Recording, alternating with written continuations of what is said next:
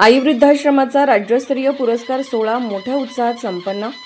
आनंदी जीवन सामाजिक बहुउद्देशीय सेवाभावी संस्थेच्या वतीने सुरू करण्यात आलेल्या आई वृद्धाश्रमास 2 सप्टेंबरला 9 वर्ष पूर्ण झाले आणि आई वृद्धाश्रमाने 10व्या वर्षात पदार्पण केले।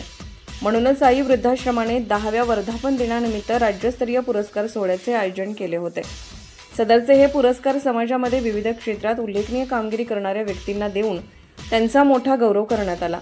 तसेच संस्थेचे अध्यक्ष संजय भोसले यांच्या आईच्या स्मरणार्थ प्रत्येकच वर्षी आदर्श माता पुरस्कार दिला जातो।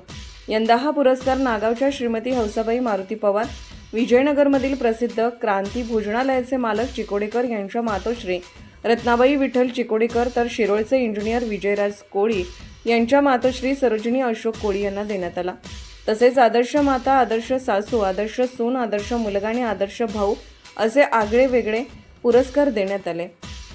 सदरच्या कार्यक्रमासाठी जयसिंगपुरातील प्रसिद्ध उद्योगपती विनोदभाऊ घोडावत, हातकणंगले विधानसभेचे आमदार अशोकराव माने बापू, जयसिंगपूर पोलीस ठाण्याचे पोलीस निरीक्षक सत्यवान हाके, जयसिंगपुरातील प्रसिद्ध उद्योगपती दीपक बियानी, डॉक्टर दगडू माने तर प्रमुख उपस्थितीमध्ये उद्योगपती विपिन बियानी, डॉक्टर प्रसाद माने, MD डॉक्टर रियाज अत्तार, डॉक्टर विजयराज कोळी, शिवसेनेचे जिल्हा उपाध्यक्ष सतीश मलमे शिंदेगट, इंजिनियर सचिन डोंगरे, दलित सेनेचे जिल्हाध्यक्ष श्रीकांत शिंगाई, ॲडव्होकेट सुशीला घाटगे पवार उपस्थित होते।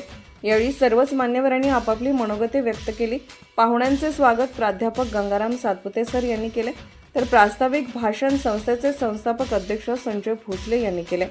यावेळी संस्थेचे उपाध्यक्ष परशुराम ऐवळे, सचिव रेश्मा भोसले, सदस्य अनिता वाघमारे, सदस्य लक्ष्मी नायकवडी, सदस्य हेमा भोसले, सदस्य सुरूप आदमाने उपस्थित होते। यावेळी कराओके गाणी, मिमिक्री, आईची गाणी अशा सर्वच सांस्कृतिक कार्यक्रमाची संपूर्ण जबाबदारी अभिनेते रावसाहेब भोसले यांनी पार पाडली, तर सूत्रसंचालन मनीषा मिर्जे यांनी केले।